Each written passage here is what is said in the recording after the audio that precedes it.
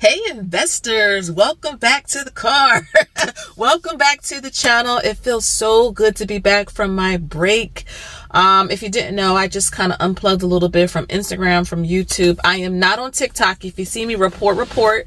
And I'm not on Facebook as well. I've been trying to get them down, but the more people that report, the more that they take them down, okay? But thank you so much for your support, for being here. It feels good to be back in front of the camera in the car. And it's been a great summer. And so I wanted to just come on and talk to you guys a little bit about, I'm kind of reflecting now that I'm about to turn 42 in a couple of days. Wow, it's crazy. Beginning of September, I am a September baby. And again, I like to make these videos. I've been on YouTube going on 6 years now, and I like to make these videos around my birthday as a reminder to not do these things. So I want to share with you some investing mistakes. Don't do this. Now, we've been investing, my husband and I, for 12 years now, and don't do these things. That's the purpose of this. Don't do this. Learn from me. If you saw me walking into a ditch, don't you follow me in it. If I'm telling you not to do it, a lot of these things that I'm going to talk to you guys about today, I see a lot of people doing. And though I try to share and, be open and transparent, still, there's a lot of temptation. And I don't want you to be tempted and lose real money, because this is real money. This is not fake money that many of us have. Many of us are working hard. We're trying to reach financial freedom, but there is a way to do it. Okay. And so let's get started. So the first mistake or lesson that I learned, the first mistake that I made, and I talk about it often, is thinking that day trading and options would make me richer. Right? I mean, let's be honest. I talked about it before. Years ago, got online, would see all of the content around, anybody can learn. And I think that sometimes with the idea that anybody can learn, which is false, because if that is true, then anybody can be an astronaut. Everybody can't do everything. So yes, though the possibilities are limitless generally in life, everybody, I cannot do anything I want to do. I cannot do everything that I want to do, right? I cannot go out here and be the next LeBron James. I cannot go out here and fly an airplane. I cannot go out here and, be the next Mariah Carey. You have to have a skill behind, your desire, if that makes sense. And again, it's not discouraging, but you need to be realistic too. And I knew walking into day trading and trying to do it and okay, well, if anybody can do this, then, I'm going to try to learn. But what you don't realize is that, number one, you have to have a lot of capital. Well, that was then. I don't know if they changed the pattern day trading rule or anything now, but then you had to have, I think it was at least $20,000 or $25,000 to day trade. Don't quote me, but I think that's what it was. There was a lot of fees associated with it. You had to have a couple of monitors, and then you had to have programs that could help you chart and, help you to, mark your lines, when to buy, when to sell. And again, I realized that I just did not have the emotional fortitude, number one, to even do it. Soon as I saw something fall a little bit, I didn't see it as an entry point. I was spooked out. I was scared. I was nervous. And it wasn't until I saw a documentary or a long interview with Warren Buffett. He does not personally himself day trade or options. He actually talks a lot about investors, people who are buying good companies. Just stay away from that type of stuff. Just stay away from it. It's not for everybody. You have to have a particular skill, a particular mindset. You have to understand what you're doing. You have to be confident. And I was not confident in that. And I felt like, what, that's okay. That's okay. We've been able through the years to still build and not have any worries. I mean, you guys watch the videos, and I realized that just wasn't for me. That just wasn't for me. And the little bit of money that I did make, I lost a lot by, not reading something right and getting out too early, staying in too long. It just wasn't for me. I am an investor. Okay. More so. The next one is selling because I was afraid. Now, this was one in the beginnings of my investing journey. watch the news way too much. I mean, my dad was a big news watcher, and so was I. And I would get literally, I don't know if I was an empath, more of an empath then, but everything that was said, I was just drinking it up. I was scared all the time. And I was just nervous, a lot of doom and gloom. I had to turn it off, number one.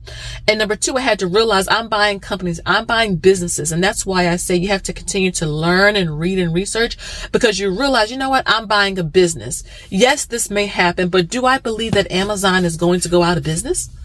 No. Okay. Do I believe that Google is going to go out of business? No. Do I believe that Nvidia and Microsoft and Apple, are they going out of business? No. Sure, they may be impacted a little bit, but are they going to go out of business? Is the world going to end? No. And so I realized that, you know what, I need to think a little bit differently when I see a lot of volatility, when I see a lot of red. Red is a good thing in good companies. If I can get a good asset like Amazon or SCHD, FXAIX, anything like that at a discount, that's something good. We all love Black Friday, right? Or we used to love it, or we do love it now, but you know what I'm talking about. We used to line up early in the morning to get a toaster that was $10. Something that would break, that wasn't well made, had no quality. Why not with billion and trillion dollar assets? And so that was a mistake. That was a lesson that I learned, is that you buy low, don't get spooked out. You have to know what you own and why you own it. Shout out to Peter Lynch, Fidelity. Shout out to him. I'm looking at my tablet right here. Another thing, another lesson and mistake. Well, the mistake came and then the lesson, is thinking that you need a lot of money. Now, when I first started 12 years ago, fractional shares was not a big thing at all. I don't even know if it was a thing. You had to buy whole shares at a time. And recently, in the last like 5 or so years, give or take, fractional shares, a lot of the brokers started to implement it on their platforms. So you didn't have to have a whole share. Now, I think all of the big ones do offer it. Schwab, Fidelity, Vanguard, Cash App, Robinhood, Moo, Webull. I'm trying to think. I think all of the big ones have it now. And so, you know, but when I started, and even if I could only buy one share at a time, I didn't realize that. I just thought, okay, I needed $10,000, $20,000 or something like that. If I only had $100, or maybe I only had enough to buy 2 shares of this or 1 share of that, I could still do that. I could still invest. But it wasn't talked about a whole lot like it is right now. And even now, even with fractional shares, you don't need a whole lot of money. Fractional shares to me is a godsend. I have a daughter who will be 20. She's also a September baby. And that's a game changer for her, because what 20-year-old in college is going to have all this money to buy a share of this or a couple of shares of that? Most of them don't. So take advantage of the fractional shares. Do not think even now that you need a whole lot of money. You can invest with $2. Actually, I think you can invest with $1 with a lot of these platforms. At least $2, right? It costs less than a cheese pizza. You can go ahead and put $10 in to a security, and that way you can build a habit while you get your money up, or while you're trying to pay off debt, or while you're trying to deal with this or that. You can invest too, okay? The fourth thing is that I used to think that, and this was a big one, that investing was for me. I didn't think I had a seat at the table. I didn't know anybody who did invest. Not until I met my husband, and that was over like 20 years ago at this point. 20 plus years. We've been married for 21 years this past June. So I met him in 2003. So it's been a minute. But I didn't really know nobody who invested, let alone like traditionally retired. They were either forced out of work or passed away. But no one who really retired. I would flip through the channels and I would see like Fox Business or CNBC or Bloomberg or something like that, but I was not interested in that. But I did not think it was for me. I didn't see people who looked like me. I didn't see people where I came from. I thought it just wasn't for me.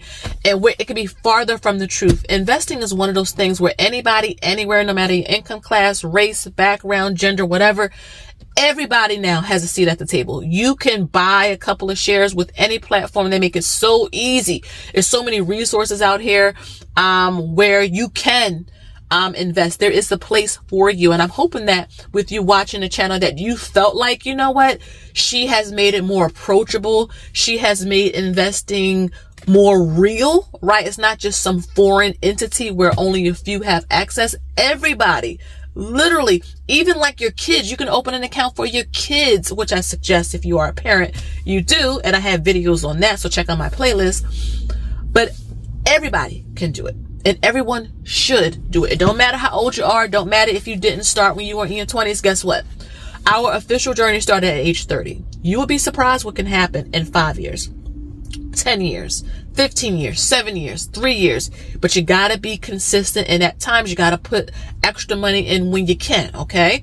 But everybody at the sound of my voice has access to the markets, okay? And utilize all of the features that are available to you, okay? And last but certainly not least, is I think jumping in head first. And when I say jumping in head first, you're trying to do too much at once. You know how when you're trying to teach your children how to walk, right? They take 2 steps and they're trying to run. And then before you know it, they fall and tumble again. You got to kind of take your time, put one foot in front of the other. And because I was so excited, I was learning a lot. I was excited to open up the different accounts that I was trying to do options, or though I wasn't doing much, but trying to do that, learn about day trading as well. Penny stocks, stay away from that. Plus trying to invest, plus trying to learn about crypto, plus trying to credit card hack. If you know, you know. If you're not good with credit cards, stay away from them. I am, thank God, at this point in my life. I was not then. Trying to do personal loans against this. Velocity banking, sometimes too much is your enemy. Slow and steady. You can take your time, okay? You can still invest and build something, achieve financial freedom simply and the boring way. There are many people who do it the quote unquote boring way. They may have one fund or one stock in one fund, just something simple, and they just put all their money in there and they're able to reach their financial goals. So it doesn't have to be something complicated. I jumped in head first. Don't let your emotions get the best of you. You know, take your time, vet who you're listening to, because sometimes there's a lot of noise coming from a lot of different directions online and in your real life, and you don't know which way to go. Take your time, learn. I have a playlist with hundreds of videos.